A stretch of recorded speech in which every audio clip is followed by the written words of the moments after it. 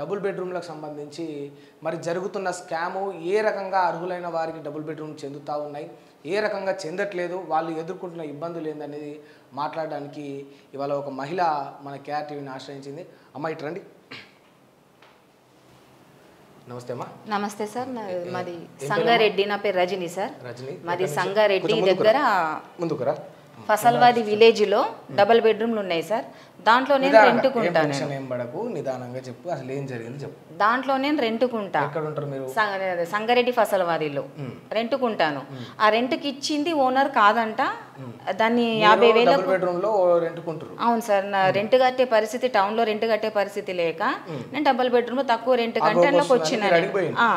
పోయిన తర్వాత దానికి ఇంటి పత్రాలు కుదబెట్టుకున్న అతను నేనే ఓనర్ అని రెంట్కి ఇచ్చిండు నాకు. మీకు రెంట్కి ఇచ్చింది ఓనర్ కాదు? ఓనర్ కాదు. ఓనర్ ఒక దగ్గర కుదబెట్టుకున్నాయని మీకు ఇచ్చిండు. 1 వీక్ తర్వాత ఓనర్ వచ్చింది. కరెక్ట్ ఒక వారం రోజులకు ఓనర్ వచ్చి దాన్ని 50,000 నేను పెట్టుకున్నా, నేను నాకు 1,00,000 ఇవ్వు నీకే పెడతా అన్నది. అంటే లేదు, నా దగ్గర 1,00,000 ఇచ్చే పరిస్థితిలో నేను లేను, గవర్నమెంట్ నేను పెట్టుకోను, నేను ఇంద్రమ్మ డబుల్ బెడ్రూమ్లో అప్లై చేసుకుంటాను, 4 రోజులకైనా నాకు వస్తుంది అని ఆమెను కొట్టేసిన మాటను. తర్వాత ఒక నెల రోజులకి గంటా సురేష్ అనే ఒక వ్యక్తికి ఈ ఇంటిని 3 లక్షలకు అమ్మేసింది. ఆమె ఓనర్ అమ్మేసింది. బంటు దుర్గా ఓనర్ అమ్మేసింది. ఆ అతనికి ఇదొక్క ఇల్లే కాకుండా ఆ డబల్ బెడ్రూమ్లలో ఇంకా 2-3 ఇల్లు ఉన్నాయి. ఆయనే కొనుక్కున్నాడు. ఆయన దాంట్లోనే కొనుక్కున్నాడు. ఎందుకు సురేష్ అన్నా అని ఇట్లా అడిగితే, నా దగ్గర డబ్బులు ఉన్నాయి రాబాయ్, ఇట్లనే అన్నాడు సార్. నాకు బెదిరించిండు, నా దగ్గర డబ్బులు ఉన్నాయి రాబాయ్, బిజినెస్ చేస్తున్నా నేను, నీ దగ్గర ఉంటే నువ్వు ఉన్న ఇల్లును నేను కొన్నా కదా, ఇంకో 1,00,000 ఎక్కువ ఇచ్చి తీసేసుకో అని అన్నాడు. అంటే గవర్నమెంట్ ఇట్లా ఎట్లా అమ్ముతావు అని అంటే, ఇది నేను ఒక్కనే చేస్తున్నానా, దీని వెనక ఎవరు చెయ్యుందో నీకు తెలుసా, అందరినీ నువ్వు ఎదుర్కొంటావా చెప్పు, మరి రెడీగా ఉండు.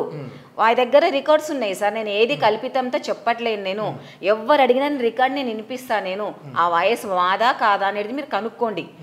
ఓపెన్ గా చెప్పిండు, పెద్ద పెద్ద వాళ్ళ పేర్లు ఉన్నాయని. నాకు రెంట్కి ఇచ్చిన ఆయన వెళ్ళిపోయిన, ఆయన దగ్గరికి పేపర్స్ తీసుకొని నాకు అమ్మేసిండ్రు కాబట్టి పేపర్స్ ఇచ్చి నేను సైడ్ అయిపోయిండు. ఇచ్చేసిండ్రు, పేపర్ తీసుకున్నారు. ఇప్పుడు కొనుక్కున్నైనా ఉన్నాడు.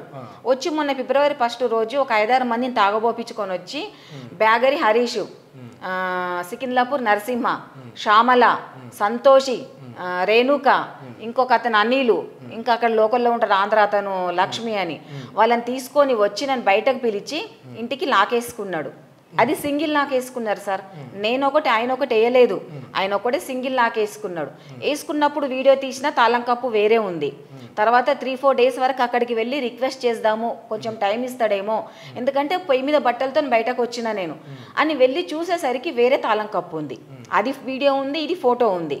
దాని తర్వాత నేను ఓనర్ గారికి ఫోన్ చేసిన, అమ్మ నువ్వు అమ్ముకున్నావు కదా ఇల్లు, ఆ కొన్న అతను నన్ను బయట పంపించేసి లాకేసిండు, అమ్మ ఏంది నా పరిస్థితి, నేను ఒక పర్సనల్ ప్రాబ్లం ఉన్న ఆడపిల్లవు, నువ్వు అర్థం చేసుకో, నాకు ఒక టైం ఇప్పి అని అంటే, సరే మరి నేను మాట్లాడతా వాళ్ళతోని, వాళ్ళు ఒప్పుకుంటారో లేరో అని అన్నది సార్. తన ఇంటి ఓనర్ అయినప్పుడు ఎవరితో మాట్లాడితే తను ఎవరు ఒప్పుకోవాలి? ఆమెనే కదా ఇంటి ఓనరు. ఒప్పుకుంటే ఆమె మేమిద్దరం మీద తేల్చుకోవాలి. 3వ వ్యక్తిని అడిగి పర్మిషన్ తీసుకుంటా అని అంటుంది అని అంటే, ఆమెను ఏ పరంగా తను లొంగ తీసుకున్నాడు?